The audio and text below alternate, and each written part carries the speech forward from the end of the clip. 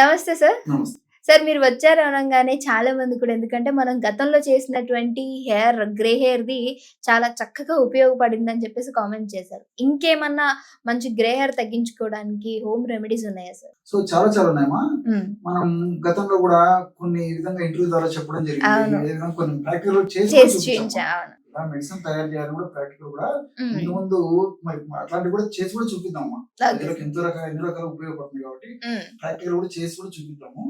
So white hair సమస్య చాలా common అయిపోయిందమ్మా. హ్మ్. సో దీన్నే గ్రే హెయిర్, వైట్ హెయిర్ అనే పేర్లతో ఆ పరిస్థితిని బట్టి పిలుస్తుంటారు.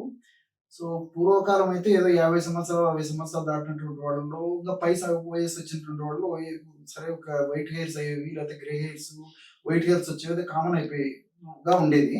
హ్మ్. కానీ మరి ఈ మధ్య కాలంలో చిన్న వయసు నుంచి దాదాపు 15-20 సంవత్సరాల నుంచి వైట్ హెయిర్ రావడం మొదలైంది. గ్రే హెయిర్ ఇలాంటివి వస్తాయి. అవును. సో దేహ ధర్మాల్లో భాగంగా, జీవధర్మాల్లో భాగంగా వయసు వచ్చిన తర్వాత ఇతర దేహాల్లో మార్పులతో పాటు ముఖ్యంగా ఇండియన్స్ ఇలాంటి ఉష్ణమండల ప్రదేశాల్లో ఉండేటువంటి వాళ్ళలో హ్మ్. వెంట్రుకలు మరి తెల్లబడడం కూడా సర్వసాధారణ విషయం.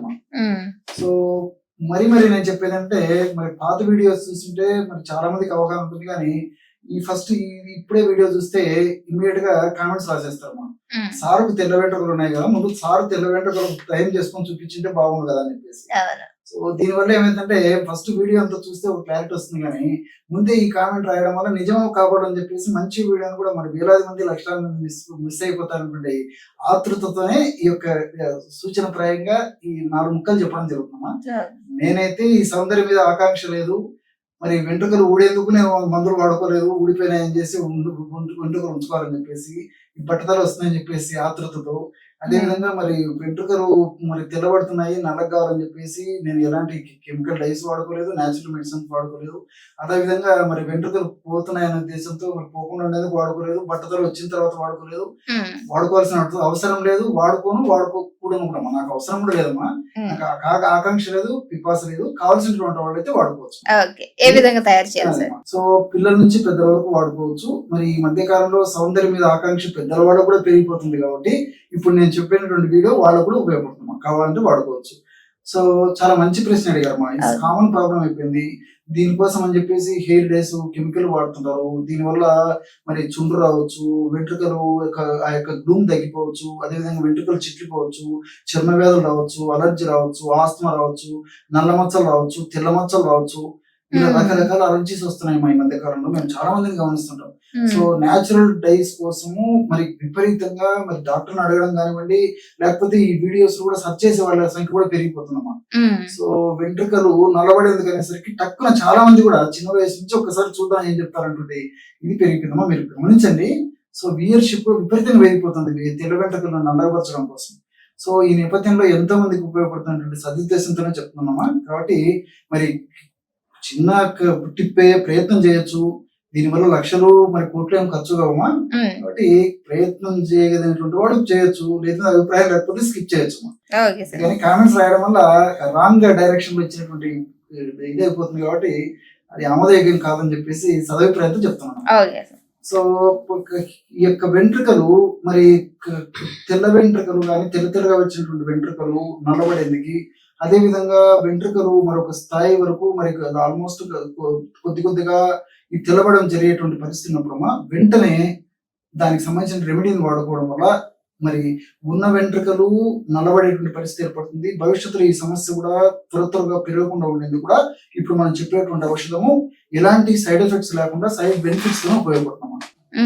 దీనికి చిన్న రెమెడీ అమ్మా. పసుపు తెలుసు కదమ్మా, స్వచ్ఛమైనటువంటి పసుపు కొమ్మలు తెచ్చుకొని దంచి పొడి చేసుకోవాలమ్మా. ఇనుప బాండి తీసుకోవాలి. ఇనుప బాండినే కళాయి అనేది బాండి అని చెప్పి కొన్ని ప్రాంతాలు వేస్తారు. సో ఇనుప బాండిలో పసుపు పొడి తీసుకొని పొయ్యి మీద పెట్టేసి మార్చాలమ్మా. ఎందుకంటే ఏం చేయాల్సిన పని లేదు. నల్లగా తయారైపోతుంది మసి, అదంతా కాలిగా నల్లగా అయిపోతుంది. నల్లగా అయిన తర్వాత దించేసేసి చల్లార్చిన తర్వాత దాన్ని బాగా జల్లించేసి స్మూత్ గా పౌడర్ అయిపోతుంది. దాన్ని నిల్వ ఉంచుకోవాలమ్మా. ఈ విధంగా తయారు చేసుకున్నటువంటి పొడిని వారంలో ఒకసారి నువ్వుల నూనెతో గానీ లేదా కొబ్బరి నూనెతో గానీ తగినంత పొడిని తీసుకున్నామా. నల్లటి తగినంత పొడిని మీకు ఏ ఆయిల్ దొరుకుతుందమ్మా. సో ఆలివ్ ఆయిల్ కూడా వాడుకోవచ్చు. సో అందులో కలిపేసేయడం వల్ల బ్రహ్మాండమైనట్టు బ్లాక్ గా తయారైపోతుంది. చూసేదానికి అంత నల్లగా ఉంటుంది అన్నమాట. సో మొత్తం హెయిర్స్ అంతా అప్లై చేసేసి 2 hours తర్వాత సో వేడి నీళ్ళతో అంటే గోరువెచ్చని నీళ్ళతో very very very mild shampoo అమ్మా. ఎంత షాంపూ మైల్డ్ ఉంటే అంత మంచిది, డైల్యూట్ చేయాలన్నమాట. సో ఆ విధంగా లేకపోతే ఈ షీకాయ కుక్కుడుకాయ ఇలాంటి వాటితో మరీ మరీ మంచిది. సో ఆ విధంగా తలస్నానం చేయడం వల్ల క్రమంగా ఈ యొక్క తెలుపుదనం అయిపోయి నలుపుకు తిరుపుదానికి అవకాశం ఏర్పడుతుందా. గ్రాడ్యువల్ నల్లగా అయిపోతాయి. మరి వారానికి ఒకసారి చేసుకోవచ్చు, లేదంటే అవసరాన్ని బట్టేసి క్రమం కావాలంటే 15 రోజులు చేసుకోవచ్చు. ఈ విధంగా నేను చెప్పినటువంటి పద్ధతిలో ఈ యొక్క పసుపు యొక్క పొడిని మచ్చలాగా మార్చేసి ఆ విధంగా వాడుకోవడం వల్ల ఎలాంటి సైడ్ ఎఫెక్ట్స్ లేకుండా అన్ని సైడ్ బెనిఫిట్స్ తోనే వెంట్రుకలు కోమలంగా నిగనగాడుతూ సౌందర్యవంతంగా కాంతివంతంగా అందంగా ఉండేదానికి అవకాశం ఉంటుంది. Thank you so much sir. Views అందరికి చాలా చక్కగా ఉపయోగపడేటువంటి చిట్కాని చెప్పారు. నమస్తే.